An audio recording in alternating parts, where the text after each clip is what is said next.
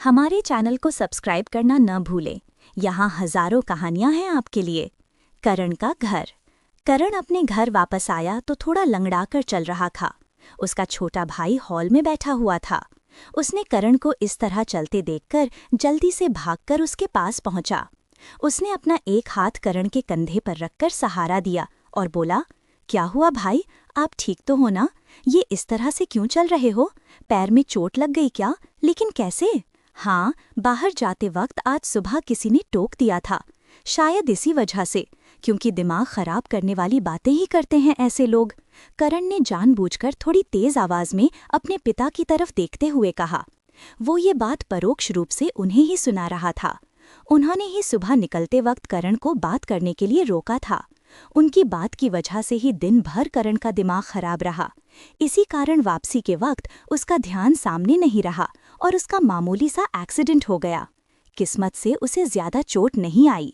Summer करण की बातों का मतलब समझ गया, लेकिन उसने कुछ ऐसा नहीं कहा जिससे बात बढ़े और माहौल गर्म हो जाए। वो करण को सोफे पर बिठाते हुए बोला, भाई आप यहाँ पर बैठो, मैं दवा लेकर आता हूँ। ये चोट कैसे लग गई बेटा? जरूर इस आदमी ने ही टोका होगा। वैसे तुम्हारी जॉब का क्या हुआ, कंफर्म हुई या नहीं? करण की सौतेली माँ ने उसके पैर में लगी खरोच की तरफ देखकर झूठी फिक्र दिखाते हुए कहा। फिर उसने अपना मतलब का सवाल भी पूछ लिया। करण ने उनके सवाल पर बेबसी से सिर हिलाया और गहरी सांस लेते हुए कहा, वो आदमी आपके पति हैं, लेकिन मैं ठीक हूँ, आपको इतनी फिक्र करने की जरूरत नहीं है। मेरी जॉब भी कंफर्म हो गई है, इसलिए अब पैसों की भी टेंशन नहीं होगी। पैसों की टेंशन तो अब हम लोगों को ऐसे भी नहीं होगी। इतने बड़े घर में मैंने तुम्हारा रिश्ता जो तय कर दिया है, और फिर भी तुम मुझे ही सुना रहे हो। उनकी बात सुनकर करण के पिता अपनी जगह पर उठकर बैठते हुए बोले। वे ज्यादातर हॉल में लेटकर टीवी देखा करते थे या फिर सोते रहते थे। उनकी इस रिश्ते वाली बात सुनकर उनकी पत्नी आराधना ने हैरानी से उनकी तरफ देखते हुए कहा, पैसे वाले घर में रिश्ता?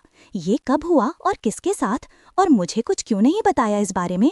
करण बेटा, तुम भी क्या मुझे अपनी माँ नहीं मानते? मम्मी प्लीज, ये कोई इमोशनल ब्लैकमेल करने का टाइम नहीं है। देखो तो सही, भाई को चोट लगी है। समर हाथ में फर्स्ट एड बॉक्स लेकर वहाँ आता हुआ बोला, मुझे खुद ही इस बारे में नहीं पता था। पापा ने मुझे भी सुबह ही बताया। मुझे लगा कि वे ऐसे ही बोल रहे हैं, क्योंकि ऐसा कुछ होने की मुझे कोई उम्मीद नजर नहीं आ रही थी।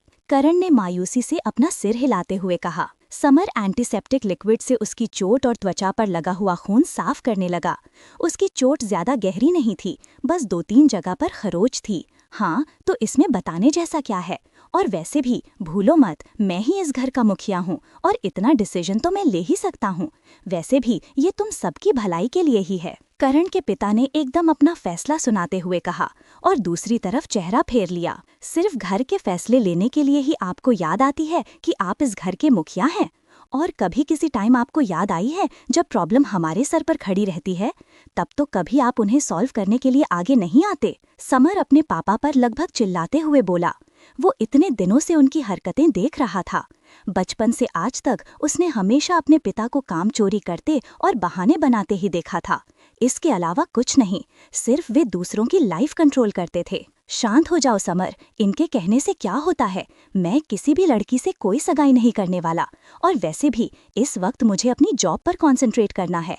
जो भी रिश्ता उन्होंने तय किया है उसके लिए लड़का भी वे खुद ही ढूंढ लेंगे। चलो, करण ने एकदम एटीट्यूड से कहा और समर का हाथ पकड़कर उसे वहां से जाने लगा। लेकिन उसकी सौतेली माँ के दिमाग में अमीर परिवार से रिश्ता होने वाली बात कहीं न कहीं जम गई। वो इस बात को लेकर सोचने लगी। वहीं करण के इस तरह मना करने पर उसके पिता भी परेशान हो गए। करण बेटा, तुम ऐसा नहीं कर सकते। ये सब कुछ सच में मैंने घर की भलाई के लिए ही किया है, क्योंकि तुम्हें तो पता है मुझ पर कितना बड़ा कर्ज है। करण के पिता ने रिक्वेस्ट करते हुए उसे रोकने की कोशिश करते हुए कहा। उनकी बात पर करण एकदम से रुक गया और बोला, तो आपने मेरी सगाई तय की है? कोई लॉटरी नहीं लग रही? और आपको क्या लगता है, अमीर परिवार में मेरा रिश्ता कर देने से क्या उनका सारा पैसा हमारा हो जाएगा? आप मुझे अच्छी तरह से जानते हैं, मैं उन लोगों से कुछ भी नहीं लूंगा। अगर मैंने ये सगाई और शादी की भी तब भी। हाँ, मुझे ये सब कुछ पता है। आखिर मैं तेरा बाप हूँ और तुझे बहुत अच्छी तरह से जानता हूँ। लेकिन मैंने जो कंपनी से इतना बड़ा लोन लिया है, इस शादी की वजह से हमारा वो लोन पूरी तरह से माफ हो जाएगा और फिर तुझे अपनी सैलरी में से उसे नहीं चुकाना पड़ेगा। करण के पिता ने फिर से उसी तरह रिक्वेस्ट करते हुए कहा, ठीक है, लेकिन मुझे सगाई से पहले एक बार उन लोगों से मिलना है। उन लोगों से मतलब पूरे परिवार से मिलना है क्या तुम्हें? वैसे कल सगाई पर ही मिल लेना, अब टाइम ही कितना बचा है? उसके पिता ने बहाना बनाते हुए कहा। उन्हें इस बारे में बिल्कुल आइडिया नहीं था कि शिविका और उसके पिता करण से मिलने के लिए तैयार होंगे भी या नहीं। वैसे मिलना तो सब लोगों से ही था, लेकिन अगर सिर्फ लड़की से भी मिल पाऊं तो ठीक रहेगा, क्योंकि मुझे उससे काफी सारी बातें क्लियर करनी है। करण ने फिर से कुछ सोचते हुए कहा। उसके दिमाग में इस वक्त बहुत कुछ चल रहा था। उसके पापा ने उसकी तरफ देखकर उसका दिमाग पढ़ने की कोशिश करते हुए कहा, करण, क्या चल रहा है तेरे दिमाग में? तू कहीं उस लड़की से मिलकर शादी के लिए मना तो नहीं करने वाला है ना? देख, ऐसा कुछ भी मत करना, और अगर वे लोग मिलने के लिए तैयार नहीं हुए तो फिर तो मिलने की जिद नहीं करेगा ना? ठीक है, मैं रेडी हूँ, लेकिन मुझे बस ये जानना है कि आखिर उन लोगों की ऐसी क्या मजबूरी है और वे क्यों इस घर में रिश्ता करना चाहते हैं? अरे बेटा, ऐसे क्यों बोल रहे हो? आखिर किसी न किसी से तुम्हें शादी करनी ही है ना? और अब जब इतना अच्छा रास्ता सामने से ही आया है तो फिर तुम क्यों मना कर रहे हो? पूरा लोन माफ होने की बात सुनकर आराधना की भी आंखें चमक गई। उसने भी आगे बढ़कर करण को समझाते हुए कहा, यू आर अनबिलीवेबल मॉम। आप ना ही उस लड़की से मिली हैं और ना ही उसकी फैमिली में किसी से भी, बल्कि आपको तो मेरी तरह अभी इस बारे में पता चला, फिर भी आप रिश्ते को अच्छा कैसे बोल सकती हो? समर ने एकदम हैरानी से कहा, रहने दो करण, कोई फायदा नहीं है इस बारे में बात करके, अब जो होगा कल सगाई के वक्त ही। लेकिन मुझे उस लड़की से इस बारे में बात तो करनी ही है। करण समर को शांत करवाता हुआ बोला। फिर वो लड़खड़ाते हुए अपने कमरे की तरफ बढ़ गया।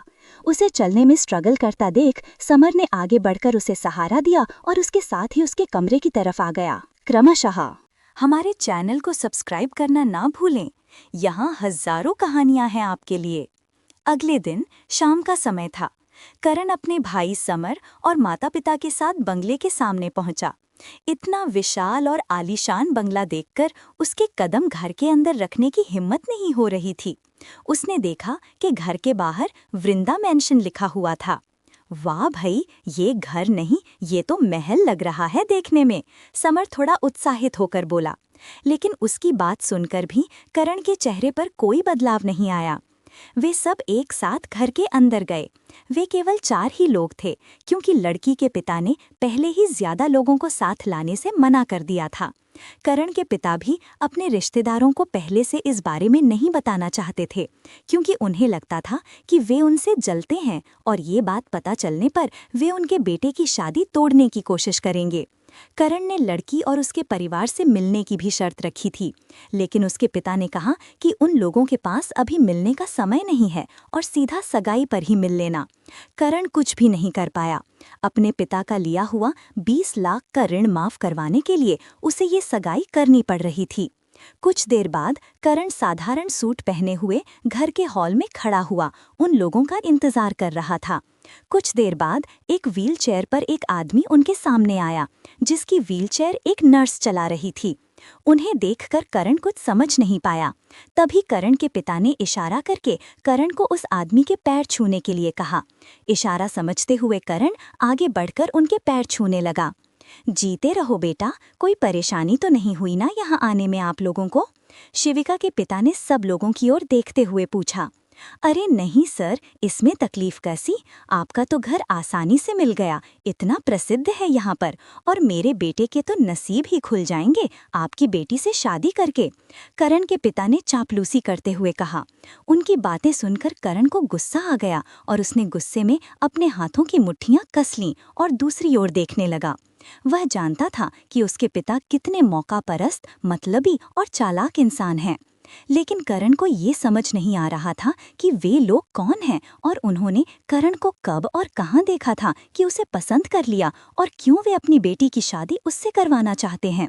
ये सब कुछ करण के दिमाग में चल रहा था, लेकिन उसके पिता उस व्हीलचेयर वाले आदमी को अकेला नहीं छोड़ रहे थे, जिससे करण उनसे इस बारे में कुछ भी पूछ पाता। करण की सौतेली माँ ने आगे आते हुए पूछा, लग ही नहीं रहा है यहाँ पर कोई सगाई होने वाली है, आपके भी कोई मेहमान नहीं आए क्या?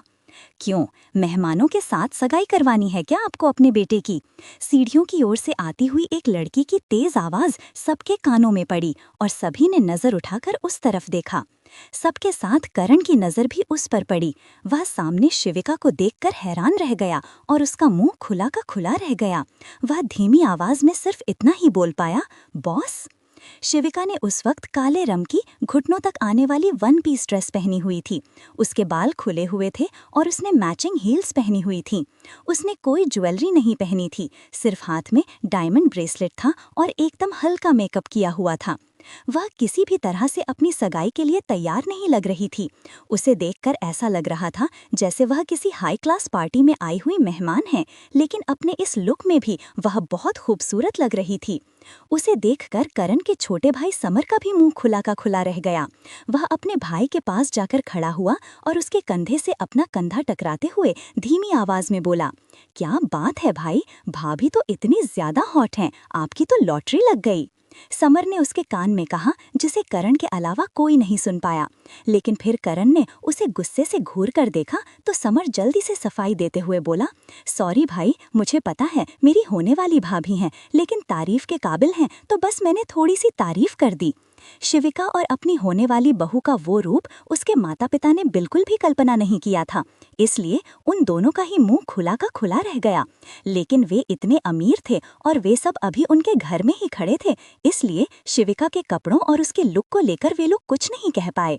अरे नहीं नहीं बेटा, सगाई तो तुमसे ही होगी और मैं तो बस ऐसे ही पूछ रही थी। वो क्या है ना, बहुत ही कम लोग हैं यहाँ पर। करण की सौतेली माँ ने जबरदस्ती हंसते हुए कहा, तो आप ही बारात में ज्यादा लोग ले आते। वैसे सॉरी, नहीं ला सकते क्योंकि पापा ने मना किया होगा ना। एक्चुअली मैंने ही मना किया था क्योंकि मुझे बेवजह की भीड़ पसंद नहीं है। और अब जल्दी से ये सगाई जो भी होनी है शुरू करो, मेरे पास ज्यादा समय नहीं है। शिविका ने एकदम अलग ही अंदाज में ये सारी बातें बोली। ये सुनकर करण का तो मुंह खुला का खुला रह गया। उसे ऐसा लग रहा था जैसे वह पिछली 2 बार जिस लड़की से मिला था वो दोनों ही अलग लड़की थी और ये कोई अलग ही शिविका है। करण का मन कर रहा था कि उसकी जैसी बिगड़ैल अमीर लड़की से सगाई करने के लिए मना ही कर दे, क्योंकि पहले जहां वह उसे थोड़ी बहुत पसंद आई थी, अब खुद शिविका ने अपनी वो छवि करण की नजरों में खराब कर दी थी। लेकिन करण के पास अभी ये विकल्प नहीं था कि वह सगाई के लिए मना कर दे या वहां से चला जाए, इसलिए उसने सिर्फ इतना ही बोला, मैम, लेकिन आप मुझसे सगाई क्यों करना चाहती हैं? करण ने आगे आते हुए पूछा तो शिविका ने उसे ऊपर से नीचे तक देखा और फिर उसकी बात का जवाब देते हुए बोली, ये कैसा सवाल है, और अगर तुम्हें मुझसे सगाई नहीं करनी तो फिर तुम यहाँ पर आए ही क्यों हो, मेरा समय बर्बाद करने? अरे नहीं नहीं बेटा, ये तो बस मजाक कर रहा है, इसकी आदत है, ऐसे ही कुछ भी बोल देता है बिना सोचे समझे। तुम बुरा मत मानो और चलो सगाई की रस्म शुरू करते हैं। करण के पिता ने उन दोनों के बीच बोलते हुए कहा। तभी पीछे से शिविका के पिता उसे डांटते हुए बोले, बस करो शिविका, मुझे साफ समझ में आ रहा है तुम ये सब कुछ जानबूझकर कर रही हो, लेकिन इन सब से कोई फर्क नहीं पड़ने वाला। तुम्हें ये सगाई करनी ही होगी। हमारी इस बारे में बात हो चुकी है ना, तो फिर क्यों तुम ये सब? हाँ तो मैंने कब मना किया है, मैं बस जल्दी करने के लिए बोल रही हूँ क्योंकि मेरी सच में एक क्लाइंट के साथ इम्पोर्टेंट मीटिंग है, शिविका ने एक गहरी सांस लेते हुए कहा। उसके बाद सगाई की तैयारियां शुरू हो गईं और कुछ ही देर में शिविका और करण हाथों में अंगूठी लेकर एक दूसरे के आमने सामने खड़े थे। उन दोनों के ही दिमाग में बहुत कुछ चल रहा था। तभी करण के पिता ने उसके कंधे पर हाथ रखते हुए कहा, क्या सोच रहे हो करण बेटा, अंगूठी पहनाओ। अपने पिता की बात सुनकर करण ने पीछे मुड़कर पहले उनकी ओर देखा और फिर सामने खड़ी शिविका को देखा, जिसके चेहरे पर एकदम चिड़चिड़ा भाव था, जैसे वह किसी तरह बस उन सबको अपने सामने बर्दाश्त कर रही है। क्रमशः